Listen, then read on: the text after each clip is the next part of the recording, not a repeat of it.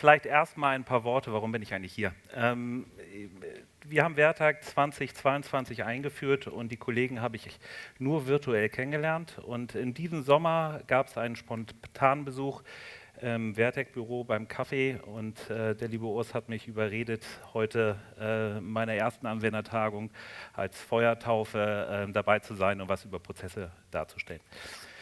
Gut, Ziel des Vortrags sollte sein, so ein bisschen den Werdegang darzustellen. Wo hat uns Wertag geholfen? Wo konnten wir unser Operating Model ein Stück weit optimieren, digitalisieren? Und da würde ich jetzt einmal durchführen.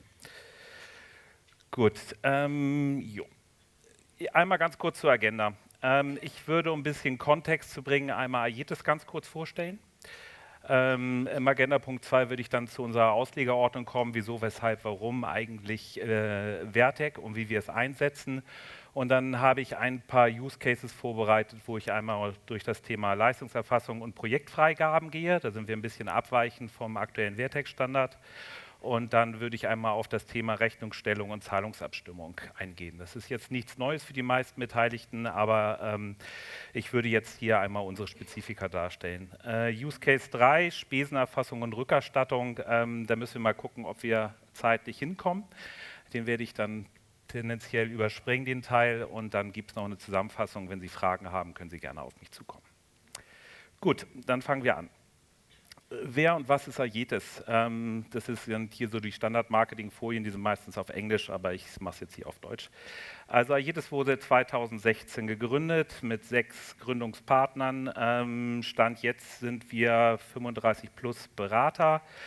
Wir operieren aus der Schweiz, Deutschland, Dänemark und Polen im Wesentlichen. Und unser Schwerpunkt ist, dass wir wirklich mit seniorigen Beratern unsere Kunden betreuen. Im Durchschnitt haben unsere Berater 15 Jahre plus relevante Berufserfahrung. Wer sind unsere Kunden? Das klang gerade schon ein bisschen ein. Unsere Kunden sind in der Finanzdienstleistungsbranche. Wir unterstützen Kunden, insbesondere Asset Manager, Versicherer und Banken. Wir haben verschiedene Servicebereiche. Wir haben einmal, geht das jetzt hier? So geht das, oder? Ah, genau. So, wir haben einmal den Servicebereich Business und IT Integration. Das sind unsere Kollegen, die so als Bindeglied zwischen dem IT, der IT und dem Fachbereich sind. Wir haben einmal den Bereich Project Frameworks, wo wir verschiedene Standards etabliert haben im agilen und auch im klassischen Projektumfeld. Also wir unterstützen unsere Kunden auch mit Templates im Bereich des Projektmanagements nach agilen und klassischen Methoden. Wir haben den Bereich Temporary Contracting. Wir haben so ein Potpourri an einem großen Netzwerk relevanter Freelancer und Subcontractor, mit denen wir langjährig zusammenarbeiten. Und die ziehen wir bei Bedarf dann noch dazu. Und dann haben wir noch den Bereich unten links. Gut. Accounting und Regulatory, das sind Kollegen, die sich schwerpunktmäßig mit dem Thema Rechnungslegung, Standards auseinandersetzen und regulatorischem Meldewesen. Vielleicht noch ganz kurz relevant zu erwähnen, wir sind Implementierungspartner von da oben, ich drücke mal auf den falschen Knopf, von SimCorp Dimension. SimCorp Dimension ist ein Softwarehersteller aus Dänemark, der wurde vor 2 Jahren von der Deutschen Börse gekauft. Das ist so der Branchenprimus im Bereich Asset Management, also alles, was mit Wertschriftenverwaltung zu tun hat, Vermögenswerten etc. Das ist der Standard-Setup in Europa, insbesondere in der Dachregion und Skandinavien.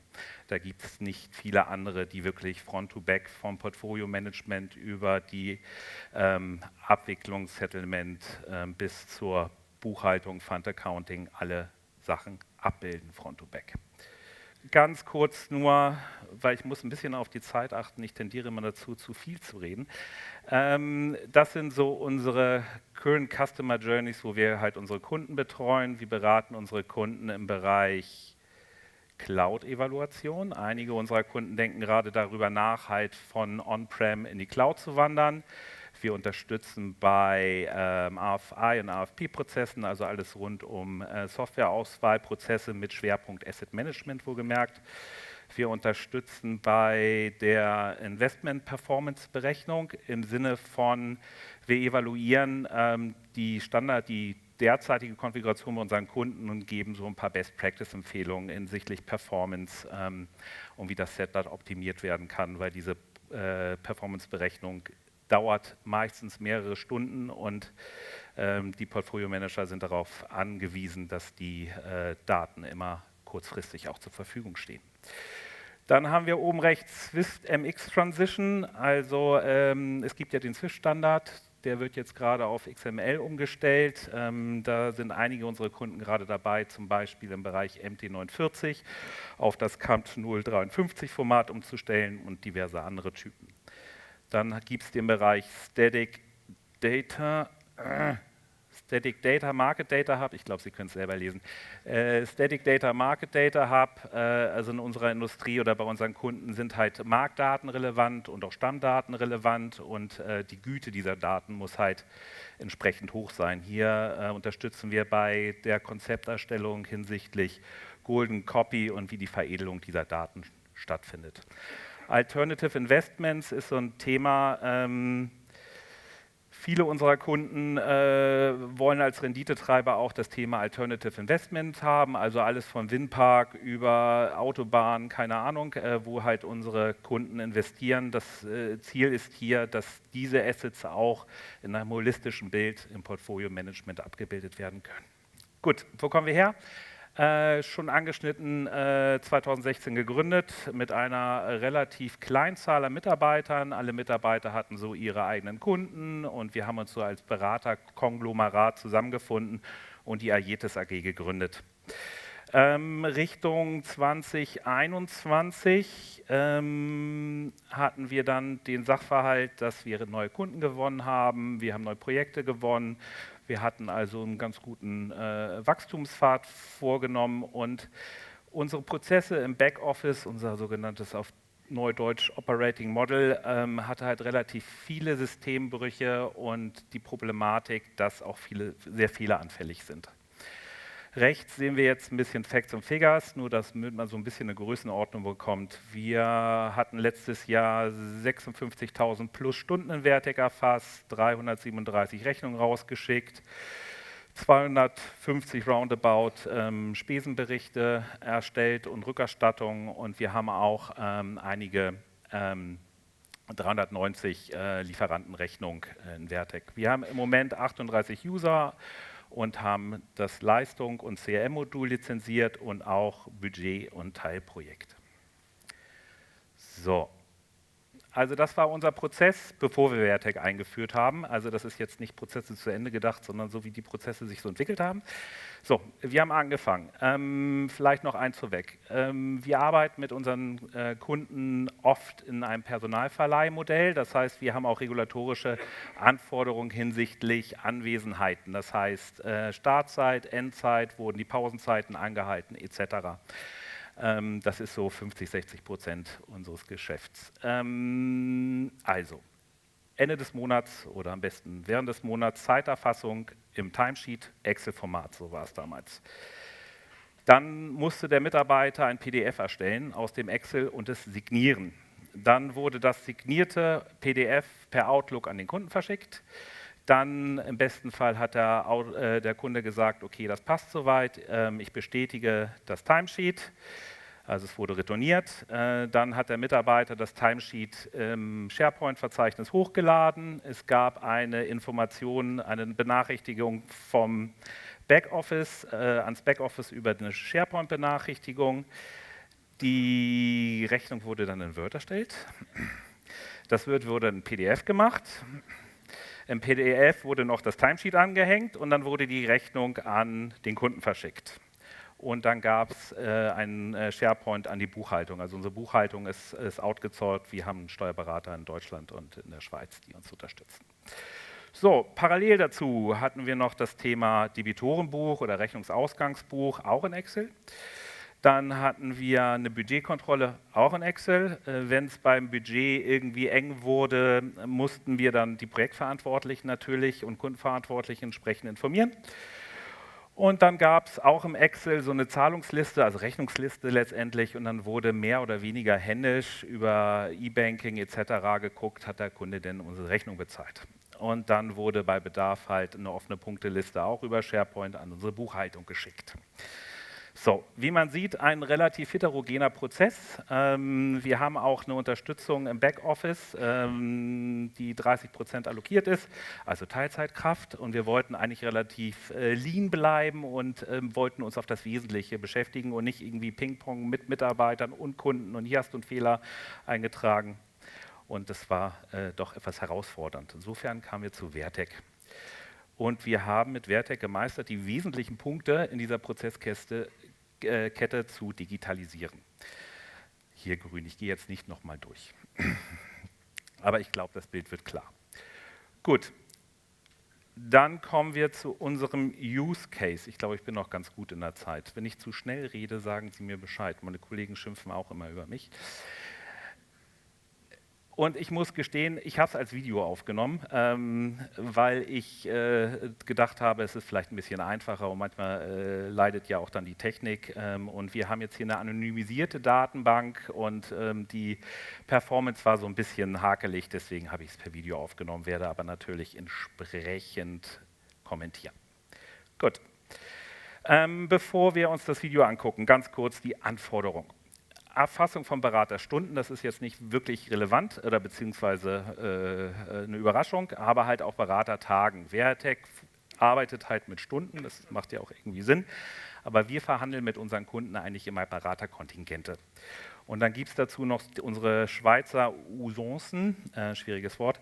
Und dort ist es so, dass wir mit dem Kunden halt vereinbaren, ein Beratertag sind 8,4 Stunden oder 8,5 Stunden und ab und zu gibt es dann auch Vereinbarungen bei größeren Kontingenten mit Daily Caps. Das heißt, wenn ein Mitarbeiter mehr als 8,4 oder 8,5 Stunden arbeitet, dürfen die nicht in Rechnung gestellt werden. Weiterer Punkt, Tagespauschalen, also die per Diems. Wenn ein Mitarbeiter bei Kunden vor Ort ist, hat er gemäß Spesenreglement bestimmte Vergütungsansprüche, Frühstücks-, Mittags- und Abendspauschalen. Die sollten halt möglichst einfach erfasst werden können. Und die Timesheets sollten dann einem Projektfreigabeprozess folgen, weil viele Mitarbeiter arbeiten auf verschiedenen Projekten. Und manchmal ist es schwierig, aus der Buchhaltungssicht oder Rechnungsstellungssicht zu verstehen, wo stehen wir denn jetzt gerade im Prozess? Haben jetzt denn alle Mitarbeiter für die relevanten Projekte alle Stunden erfasst, etc.?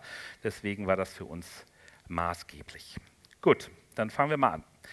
Ich bin jetzt hier als Jakob Schulter-Mülser angemeldet, habe natürlich ein bisschen mehr Rechte als die anderen. Es ist jetzt links ein bisschen abgeschnitten, aber wir haben halt verschiedene Benutzergruppen, Bereichsleiter, Board of Directors, dazu gehöre ich dann, freigebende Spesenprozess und auch den Ordnerzugriff Aietes Internal. Und dementsprechend stehen da halt die Container zur Verfügung. Hier noch ein kurzer Hinweis, Normkostensatz wird bei uns dynamisch an jedem Monatende ermittelt auf Basis der Mitarbeitervorgaben und der tatsächlich geleisteten Stunden und darauf werden die Deckungsbeiträge ermittelt. So. Ich habe jetzt hier zwei Projekte. Ich habe einmal das CloudMove-Projekt bei einem Kunden und wie man hier sieht, 9 Stunden interner Aufwand, externer Aufwand auch 9 Stunden. Ganz hinten rechts werden die Beratertage ermittelt. So, hier sieht man genau, dass das halt entsprechend on the fly ermittelt wird. Und jetzt habe ich aber ein Projekt mit Daily Caps, auch in Beratertagen. So, bei diesem Projekt ist es so, das sieht man dann hinten rechts. Genau, dass hier zwar 9 Stunden erfasst sind, aber ich nur 8,4 Stunden abrechnen kann. Also letztendlich habe ich Pro Bono, einen Pro Bono-Anteil und das ist für uns auch eine wesentliche Kennzahl, um auch mit den Kunden von uns auch nochmal in Verhandlung zu gehen. So, das wird auf Projektebene parametriert, also da kann man letztendlich den Nenner für den zu definierenden Beratertag eingeben und ob es Max-Stunden gibt etc. Gut. Jetzt wollte ich das hier, glaube ich, noch so ein bisschen realistischer machen. Also bis 12 Uhr habe ich für das eine Projekt gearbeitet und dann von 12 bis 19 Uhr auf dem anderen eine Stunde Pause gemacht. So, ich kriege ja Frühstückspauschale, weil ich bin beim Kunden vor Ort und Mittagspauschale und Abendessen bei dem anderen Kunden. So, jetzt sehen wir bei den Spesen, das ist jetzt hier direkt on the fly erstellt worden. Also wir wollten wirklich bei diesen Standardsachen verhindern, dass der Mitarbeiter am Ende des Tages dasteht und sagt, okay, ich war an dem und dem Tag beim Kunden vor Ort und muss jetzt hier irgendwie die Spesen ausfüllen. So, Monatsende. Es gibt jetzt einmal Create, Approval und Timesheet. So, ich muss das jetzt hier einmal umstellen, weil das ist natürlich immer retrospektiv auf den Monat zuvor gesehen. Jetzt habe ich für den November die erfasst. Jetzt sehe ich hier, ich habe hier auf 3 Projekte gearbeitet, intern, 2 externe und sehe ganz rechts, rote Ampel, es gibt noch keine Freigaben. So, jetzt kann ich die Listenpunkte markieren und sagen, erstelle mir eine Freigabe. Dieses Dialogfeld brauchen wir eigentlich theoretisch nicht, aber das ist noch ein Entwicklungsüberbleibsel. So, jetzt sieht man, die Freigaben wurden erzeugt rechts und es bauen sich 3 Tabs auf. Und jetzt sehe ich hier einmal das interne Projekt, das gucke ich mir jetzt irgendwie nicht nochmal separat mit Ihnen an. Genau, aber jetzt hier das Kundenprojekt sieht man, ich habe jetzt hier ein eingebettetes PDF. Da sehe ich dann meine Anfangszeiten, Endzeiten, meine Pausenzeiten etc. Urlaube werden hier auch angezeigt und habe hier 11,95 Tage gearbeitet. Jetzt kann ich als Bearbeiter sagen, okay, das gebe ich frei, das passt soweit und signiere das. So, jetzt muss ich das aber an meinen Kunden verschicken, weil einige Kunden wollen das. Das ist halt schwierig mit den Kunden manchmal, aber man muss halt auch das machen, was die Kunden wollen. Und sehe jetzt, habe ich hier so einen Proforma-Text, okay, es wurde vom Mitarbeiter geprüft, die Qualität stimmt, aber was jetzt hier unten rechts noch fehlt, ist die Unterschrift vom Kunden. Gut, das ist jetzt natürlich auch als E-Mail-Vorlage entsprechend mit den Adressdaten hinterlegt. Die habe ich jetzt hier rausgenommen, weil das auch vertrauliche Informationen sind. Ich habe jetzt hier noch die Möglichkeit, das Timesheet zu tauschen. Also wenn der Kunde mir das unterschriebene Timesheet zurückschickt, kann ich es hier einfach ersetzen. Gut, das ist jetzt gerade auch nicht so spannend. So. Freigabeprozess erzeugt. Ich bin jetzt hier als Bearbeiter drin, aber ich habe natürlich auch die Möglichkeit, ich habe auch dort die Möglichkeit als Projektleiter mich entsprechend hier anzumelden. Da gibt es dann halt entsprechende Listenvoreinstellungen und sehe jetzt, okay, ich bin zwar fertig, aber meine Kollegen Sven und der Vittorio, die auch für mich auf dem Projekt unterstützt haben, die haben noch keine Freigabe gemacht. Das heißt, die Rechnung darf noch nicht gestellt werden. Genau. So. Ich habe jetzt mit dem Vittorio und dem Sven ein bisschen geschimpft und habe gesagt, jetzt mach doch mal. Die haben jetzt ihre Stunden erfasst. Und dann hoffe ich, dass ich weitermache. So. In der Live-Demo ist das natürlich schon ein bisschen dynamischer, muss man schon so sagen. Projektleistungsfreigabe. So, jetzt habe ich halt stellvertretend für die Kollegen diese Freigabe gemacht. Aber worauf ich jetzt hinaus will, ist, wo stehen wir denn im Freigabeprozess? Dazu komme ich dann jetzt gleich noch. So, jetzt habe ich zwar die Freigabe erzeugt, alles auf grün im ersten Blick. Also die Mitarbeiter haben gesagt, okay, ich habe jetzt alle meine Stunden erfasst. Passt erstmal. So, jetzt gibt es aber noch die Liste Overview, Approvals and Timesheets. So, da melde ich mich jetzt auch wieder als Projektleiter an. Gegebenenfalls macht das dann auch das Backoffice.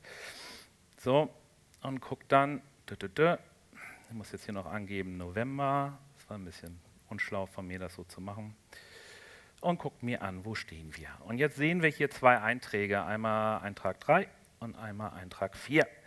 Da sehe ich, Freigabe vom Mitarbeiter fehlt noch und gesendet sind sie auch nicht und eine Freigabe vom Kunden habe ich auch nicht. So viel zur Leistungserfassung. Ich glaube, das war es erstmal. So viel zur Leistungserfassung. Ich gucke einmal kurz auf meine Uhr. Bin ganz gut dabei.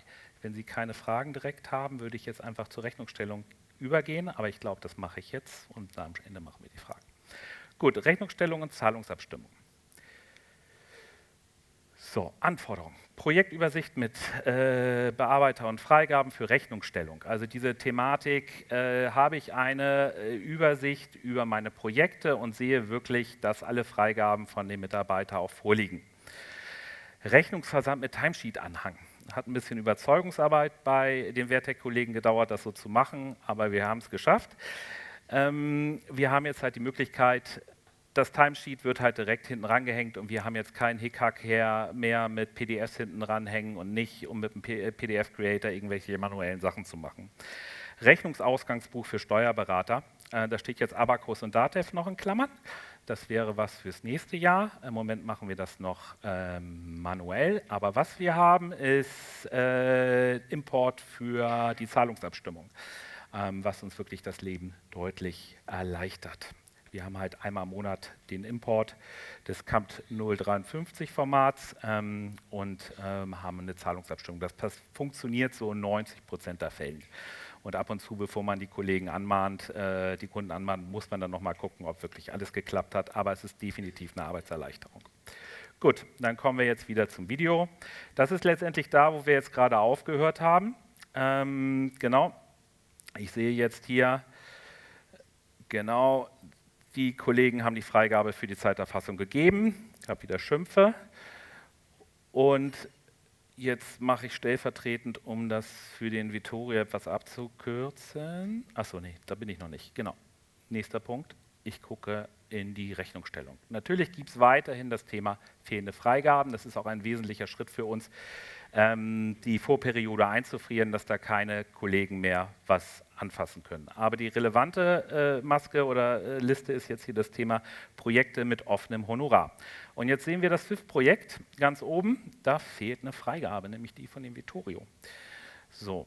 Das heißt, für die Kollegin, die die Rechnung stellt, die Rechnung kann nicht rausgeschickt werden, dann kann die Kollegin direkt nachfragen, was ist denn da los, Vittorio? Warum läuft das jeden Monat so mit dir? Und jetzt muss ich noch einmal zurückspringen, genau, zack, und mache das jetzt einmal kurz stellvertretend für den Vittorio, setze jetzt hier einmal kurz die Häkchen, aber ich glaube, die Idee ist klar. Das ist natürlich auch entsprechend mit Autorisation hinterlegt. So, jetzt muss ich wieder zurückspringen, die Periode auswählen, so, und sehe, aha, ich kann jetzt die Rechnung stellen. Alles grün, sehr schön. Rechte Maustaste auf den Listeneintrag, das müssten Sie ja alle kennen, Rechnung stellen. So, und da wird die Rechnung gestellt. Jetzt muss ich hier noch die Periode auswählen. Genau, die ist ja mal vorbelegt. Da wir jetzt November haben, geht das System davon aus, dass ich noch eine Oktoberrechnung stellen möchte. Gut. 13.150 Schweizer Franken, Rechnung für das SWIFT-Projekt. Da sehen wir insgesamt 13,95 Beratertage.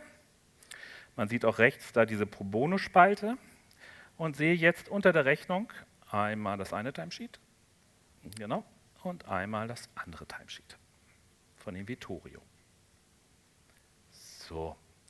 Jetzt kann ich rechte Maustaste geben und sagen, ja, da habe ich ein bisschen gesucht, E-Mail aus Vorlage erstellen und senden. Jo, da war ich auf dem falschen Eintrag. Entschuldigung. So, genau, nochmal. Ich mache das hier nebenberuflich, wollte ich nur sagen. Also sonst wäre die Präsentation ein bisschen, ja, quasi im Flieger nach Zürich gestern aufgenommen.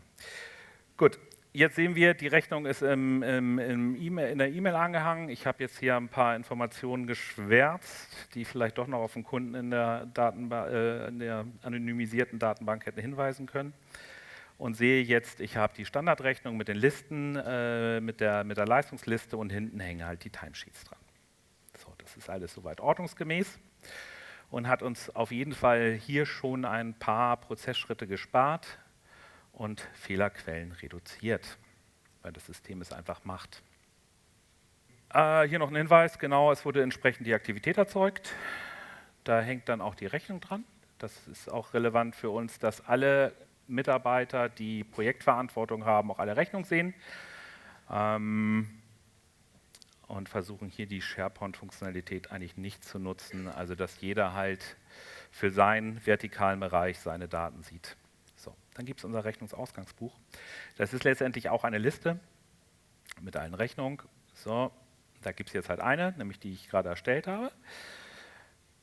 Und hier gibt es jetzt noch den Projekttyp AG. Also bei uns ist es so, noch als Hinweis, wir haben halt ja jedes AG in der Schweiz und dann haben wir die jedes GmbH in Hamburg und wir haben auch ein Intercompany Agreement, wenn wir einen Mitarbeiter von der Schweiz nach Deutschland ausleihen und umgekehrt. Also es gibt entsprechend auch Intercompany-Rechnungen, die direkt erstellt werden, entsprechend der Vereinbarung zwischen den beiden Firmen. Gut, Compt Import, genau. Da gibt es das war jetzt sehr schnell, aber ich glaube, die Idee wird klar. Es gibt halt mehrmals im Monat einen Export von unserer Bank. Den Export des CAMT 053 Formats und dann wird hier über die rechte Maustastenfunktionalität entsprechend die Zahlungsabstimmung vorgenommen. Geht jetzt hier in der Demo nicht so wirklich, weil das jetzt eine fiktive Rechnung ist und ich jetzt einige Daten nicht disclosen möchte. Also Spesenerfassung überspringe ich, weil das wird jetzt den Zeitrahmen sprengen. Hier vielleicht nur 2, 3 Highlights. Spesenbelege in Schweizer Franken und Euro konvertieren war eine Maßgabe. Wir haben verschiedene Währungen, weil wir auch in England operieren. Da gibt es einen automatischen monatlichen Import der Monatsmittelkurse. Die werden dann entsprechend halt in Euro oder Schweizer Franken je nach Kollegen umgerechnet. Und Ziel ist für die Schweizer Kollegen, beleglos zu agieren. Das haben wir mit unserem Treuhänder ausdiskutiert und wir brauchen kein Papier mehr, was uns auch sehr hilft.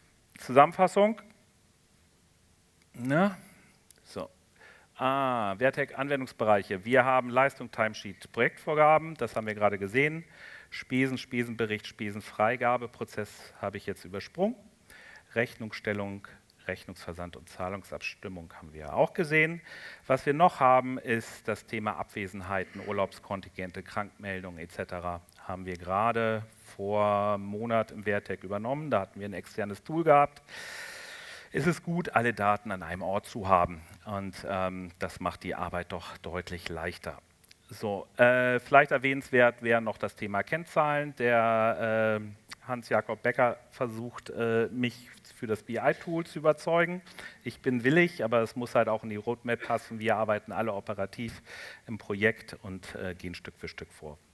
Da haben wir verschiedene Kennzahlen im Einsatz für die Steuerung. Gut. Ein integriertes System für Zeiterfassung, verrechenbar und intern, Erfassung von Abwesenheiten, Spesenerfassung, Rückerstattung, Rechnungsstellung und Mahnwesen. Vorteile liegen, glaube ich, auf der Hand. Wie schon dargestellt, wir hatten die Möglichkeit mit Vertec die meisten Prozessschritte zu digitalisieren, die Fehlerquote deutlich zu reduzieren und haben auch die Möglichkeit, über Steuerungskennzahlen, die wir definiert haben, für bestimmte Listen aktiv das Geschäft zu steuern. Jetzt bin ich fertig. Fragen?